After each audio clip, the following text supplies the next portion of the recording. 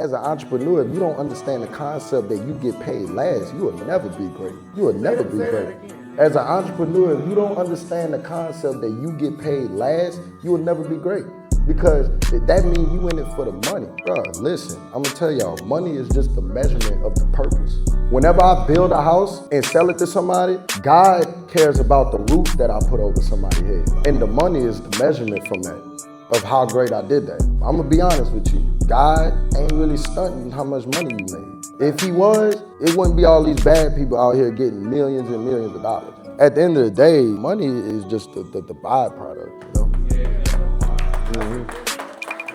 What up, y'all? It's Abram, Money Mitch checking in. Shout out to my guys over at One House. Got the room packed right now. A lot of eager entrepreneurs ready to learn about real estate development, and who better to teach them than your boy. Let's get it.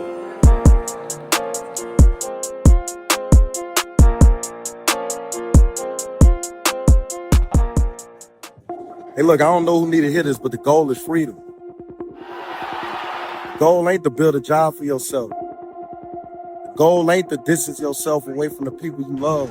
Cause I'm with my grandson. Where we at? Maybe for periods of time, but not for forever. When I went all in, chased my dream, it's for freedom. We all fighting for the thing that we can't control, the thing we can't get back is time. So get you some money so you can buy time. Look, bro, I'm no different than nobody. I dropped out 6-7 years ago with nothing. Got in this game, real estate. Black man with dreads, tattoos. Freedom. For me, and freedom for the people I love.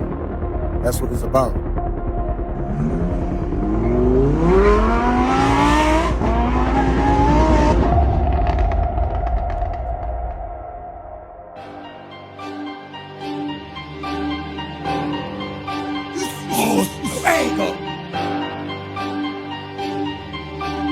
Once again, I'm locked in. Hey, FDO, FTL, first day out. Big feds walked out the jail. I saw 6 foreign. I just got out the bunk bed.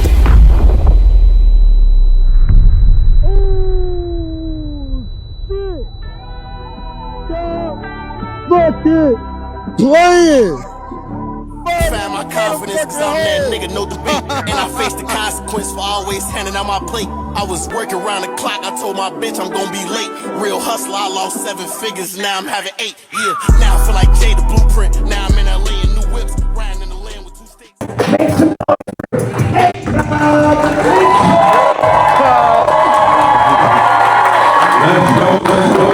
How you feeling, Superman? I always had that hunger and had, the want for more. And God just blessed me with the understanding that prayer don't work unless you work. I mean, I grew up humble, I grew up wanting more, talking to my parents saying I want this. They saying we ain't got it, money don't grow on trees. I always tell people the reason I wanted to be rich, I'm dedicated to my mama because she used to tell me, you gonna have to be rich. At the end of the day, I started believing that very, very young, like extremely young. So I dedicate a lot of that to my mom, just putting that in my head. You gonna have to be rich because we ain't got it. That's what you do. So what was that first deal?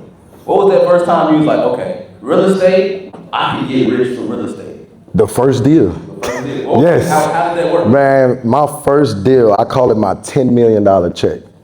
10 million. I made 32,000 on it. But at that point, I never seen that type of money at one time, I learned about wholesaling real estate. How much was your first deal? 32,000. 32,000? Yeah. So in June of 2018, that's when I came across wholesaling real estate. First thing I did was I bought a course. So kind of like everybody doing in here, they invested into their education, not just the money, but the time. Y'all in here on a Saturday in Miami. And y'all like, I'm about to educate myself. I probably had like 9,000 to my name at this time. I spent like 5 on that course, yeah. It's like when I found out about wholesaling, again, June of 2018. If anybody don't know, wholesaling is flipping property on paper. It's the best way to get into real estate. If you ain't got no credit, if you ain't got no money, if you ain't got nothing, no license, you can make money wholesaling real estate. Pretty much, when I bought that course, I wanted everything. Like I didn't want to figure everything out. I was getting into the podcast. Once I seen somebody my age doing it with massive success, I was like, I could do this. So why try to figure it out on my own? I want the GPS. Like when they sent y'all the flyer for the event, it had the directions, right? Yep. Like I'm pretty sure if they didn't have the directions, it would have took a long time for y'all to get here, right? So I didn't want to waste time. I felt like we didn't have time. And I say we, me and my family. Okay, so I wanted everything in order, and pretty much it taught me that you could flip property on paper. So Stu, let's imagine you have a property. Okay. You probably already do. Yeah, you got property. So, and let's imagine you want to sell it. Okay. And maybe you're in a situation where you have to sell it rather quickly. Okay. So I would call that a distressed situation. You're a motivated seller. Okay, so if anybody tell you wholesaling real estate is actual real estate investing, they lied. I thought it was when I started, but as somebody that's done hundreds of wholesale deals, it's a sales and marketing game. Sales and marketing. You talk to as many people as many times, that improves your chances to get in front of them at the right time. That's all it is. I ain't convincing nobody nothing. Stu already knew he needed to sell his house. I showed up at the right time. So let's imagine your house worth $200,000. We agree to $100,000. Obviously, it's because your house needs some work. You ain't been taking care of it. You've been busy traveling the world, educating the people, you know. We put that under contract, boom, that me and Stu pretty much agreed that we would buy his property for $100,000. He will sell it for $100,000, okay? All the contract is a meeting of the minds, okay? We call it a purchase and sale agreement in our world, okay? So now at that point, let's imagine my man right here, shout out Pops, he's actually trying to invest in real estate. Yeah, he's looking for another deal. Because at the end of the day, in our world, a deal is an opportunity to make money. So now I send over the property address and I let him know, hey, I'll sell you this property for $120. He check it out, he say, cool, let's do it. Let's do it. So boom, we got the purchase and sale agreement between me and Stu. And then on my right hand, we got what is called an assignment contract. If you serious about what I'm talking about, write it down. Yep. Assignment contract. So now what I do is I'm gonna drop the mic and I'm gonna talk loud for a second. My purchase and sale agreement, I'm gonna assign my rights over to him, to the buyer. So this contract right here between me and the buyer now assigns the contract between me and Stu over to him. Whenever closing day happens, Stu sells his property, he gets $100,000. How much I get? And what you get? And then you invest into the asset and then you flip it and make money. So Stu won, I won, you won. That's how business is conducted. Eventually, you know, through trial and error, I got somewhere. You know, I got somebody to actually agree to sell me their property. How crazy is that? So I just always understood if I wanted to get something, I need to find somebody that's there and find a way to provide value, whether it's paying them, whether it's making what they do easier, whatever it is. So I invested into people that were further along than me. And what I realized is that, okay, I can only do so much by myself. But now if I bring in salespeople, if I bring in systems, tools, now I could do 3 deals a month, 4 deals a month, 5 deals a month, and at the same time provide somebody else an opportunity to earn for themselves and their family, you know. From 2019 to 2021, all in growing that wholesale business, we hit $1 million for the first time, 2020, 2021, in between that time, yeah. So, man, I started realizing I wasn't a real estate investor and I was a middleman when people was like treating me too nice. Nah, seriously. My mom always tell me, man, it's like, always ask questions. Like, somebody treat you too nice, they want something, especially if it's somebody you don't know. So I started getting situations where the buyers that I was selling my properties to, they was being too nice. They was being too accommodating to get my deal. And I'm like, hold on. You weren't with me in the city. You weren't with me in Louisiana. I don't even know you like that. Why? Why are you being so nice to me? I got something that you need. I got something that you really, really want. So I started understanding that, okay, if I'm in the middle, you got to get through me to get to the deal. So now I have the power to control the deal from beginning. So What the moment I really realized that was in 2019 when I sold the deal to an investor. I made 24,000. He made a quarter mil on that same deal.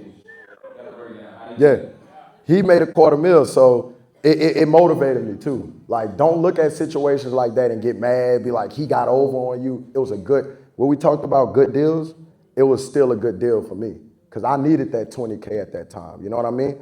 But always ask questions. So that's when I started realizing there's another step from this. There's more growth from just being a wholesaler because this guy needed me to make $250,000.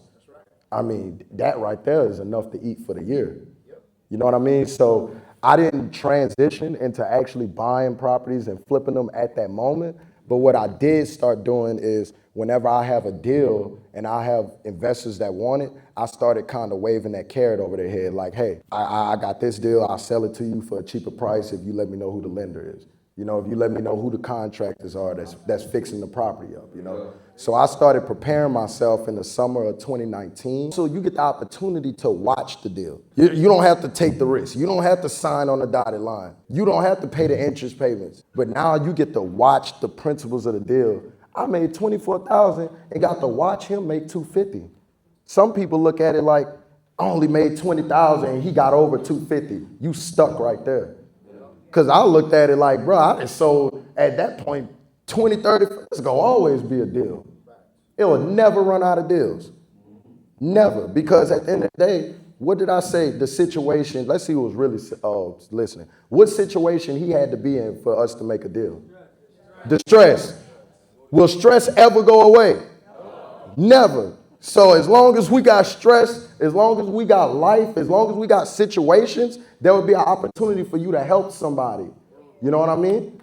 Because some people literally, their worst decision and best decision is their property. And sometimes they let it sink them or they make a move like you did when we made the deal, hypothetically speaking. You took that 100,000, you might have went started this business idea that you needed to do and made $1 million off of it. So at the end of the day, you got to focus on the situations, not we're going to run out of houses. Never. 2019, boom, we get to 2020. What comes around? COVID, you know what I mean? So the market shuts down kind of for like a period of time.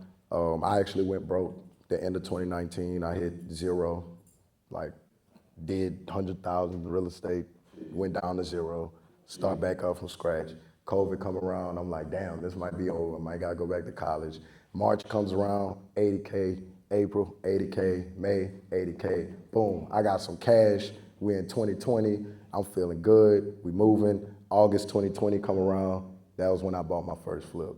The most important thing that was in between me, y'all write this down, that's in between me and actually doing a deal was the lenders, OPM. Y'all know what that stands for? Other people's money, bro, other people's money. It's crazy because I first heard that term in high school. So I'm riding to a football game with my partner, Coney, you know, Coney Duck, and we listening to music. He got one headphone, I got the other one, I'm listening. Dom Kennedy in there, he like, yeah, no, he like OPM till it's over. And I'm like, what that mean? He's like, I don't know. And I'm like, shit, I don't know either. But I like, you know how certain things just kind of stick with you? That stuck with me. I'm like, other people money, other people money. And it was crazy that I did not realize what it meant until I was literally using other people money. So write this down, hard money lenders. The game has changed. It has changed, you know. Hard money lenders did not become prevalent until after the last crash. You know, before the 2008-12 crash, banks was the number one way of lending. But a bank would never lend to me. I had no reason for a bank to lend to me. So hard money lenders, on the other hand, they're in competition with the banks. America already convinced all of us to work with banks, and I ain't gonna get too deep into that. Go look at the hidden secrets of money if you want to understand how the system works. Go watch that one. But hard money lenders is absolute best way to get into real estate. You don't have to have any experience. You literally don't have to have any experience because a hard money lender is what we call an asset-based lender. A bank is what is called a conventional lender. So when you go to the bank, they're gonna say, what's your background check, your credit check? They go check everything to tell you no. Whereas the hard money lender, what a property address, how much it's worth, how much you want put into it, boom, how much you ask me for. If that number makes sense, then we good, we in good money. So August 2020, I bought a deal with a hard money lender. I literally had to bring like $5,000 to the table to buy a $300,000 house. Up until that point, I thought you had to have $300,000 to buy a house. yeah. So just like in trading, it's a game of leverage. You know what I mean? Hard money lenders happen to leverage more because they have to. Banks already got all the business. Hard money lenders, they picking up the scraps. So long story short, bought that deals in Murfreesboro, Tennessee. I got lucky, easiest deal ever. I put like 25,000 into the deal, sold it for like 400 some thousand, made 80K, 86,000 to be exact on my first flip. You know what I'm saying? So up until that point, I'm like, damn, I ain't never seen a check that large at once. I always say like, just because, you know, I'm a college dropout, you know, so I left college and that don't mean I left school at that point. Like I was always learning, you know, so if you want to give yourself a raise as an entrepreneur, the quickest way to do that is to learn a new skill. I learned a new skill and some of that was bringing in new relationships. And now I went from making 10, 20, 30K to 86,000. At that point, I'm like, okay, I got another tool in my toolbox. I'm still wholesaling, so now I'm like, okay, I got an operation where on any given month, we may help 5 to 7 sellers. So we got 5 to 7 people that we have a contract on their property. Now I started running it like, if I can make X, I'm gonna wholesale it. If I can make Y, which is, can I double my wholesale fee flipping it? I'm gonna take it down and flip it. So I started doing more flips, 2020, 2021, and it's great. Great, but you know, I said, there's more, you know? There's more, you know? Appetite for success. How important is that relationship to your business and your development in real estate? And how did you even get there? If that makes sense with that relationship. Man, you asking some good questions, bro. Shout out to Stu, dog. He asking like, I'm telling you, he asking some great questions right now. So it's not about who you know. It's about who knows you and what they know you for. We all in here know LeBron James, but what if LeBron James knew Stu as the best Forex trader in his phone? He's obviously gonna contact him, not the people that knows him, the people that he knows. You know, so through me focusing on being the best host, and I didn't know this concept at the time. You know, you do things and then you reflect on it and you like, oh, okay, that's what that was. So through me being the best wholesaler I could be, I built relationships with actual investors to where it gave me the power to be like, hey, introduce me to this guy, you know, and talk me up and give me that, you know, that walk me through the front door type thing, or walk me through the back door, you know what I'm saying? So I was introduced to my hard money lender through a great relationship, you know what I mean? And again, it's up to you to cultivate it. And through that, I just focus on doing a great job. And that one deal turned into 2 deals turned into 10. Those deals turned into hour-long conversations. Hour-long conversations turned into him speaking at events. Him speaking at events turned into me chilling with his kids. You know, it grew. You know, so at the end of the day, I can't script how it grows, but I could tell you being a good person, having great character, you know, when things go wrong, not running out, because every deal I've done ain't been peaches and cream. There's been times where I made sure they was paid before I was paid. If you focus on keeping that character, you focus on being a good person, because it literally costs nothing to be like, when you weigh it out, what benefit is it to being bad versus being good? You know what I mean? Like literally, what benefit is it? You know, so through me just being me and just being a high level performer that I am, that relationship just blossomed and cultivated and grew. And man, you know how important, you know, that relationship is, you know. There's cycles in real estate, you know, so the money comes back, but I'm saying like I've been put hundreds of thousands here. At one point I had a payroll of $40,000 a month. You know what I'm saying? Again, I've been in multiple situations where I made sure my people was paid before myself. Actually, as an entrepreneur, if you don't understand the concept that you get paid last, you will never be great. No, that's real. You will never be Say great. that again. That's big. As an entrepreneur, if you don't understand the concept that you get paid last, you will never be great. Because that means you in it for the money. That means you in it for the money. Bruh, listen, I'm gonna tell y'all, money is just the measurement of the purpose. Absolutely. Absolutely. That's all it is. Talk your talk. Whenever I build a house and sell it to somebody, God cares about the roof that I put over somebody's head. Exactly. And the money is the measurement from that, of how great I did that. That's right. I'm gonna be honest with you. God ain't really stunting how much money you made. Facts. If he was, it wouldn't be all these bad people out here getting millions and millions of dollars. That's right. That's right. You see what I'm saying? So at the end of the day, the money is just the byproduct, you know? That's the word that a lot of people say, but, you know. No, it is. That's true. That's true. You gave an example. Wow. You know what we do, brother. Gotcha, appreciate that too. Uh-huh. Not like a big raw piece of land that you gotta. What's your people?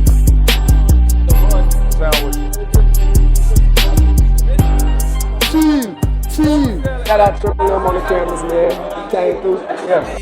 Took that knife all the way to R&D, gave it to my little homie, nigga. Ain't no more Mufasa, Mr. Goldman. I catch just the Johnny. Ain't no more outfits from Southland Mall. They set up made in London. Couple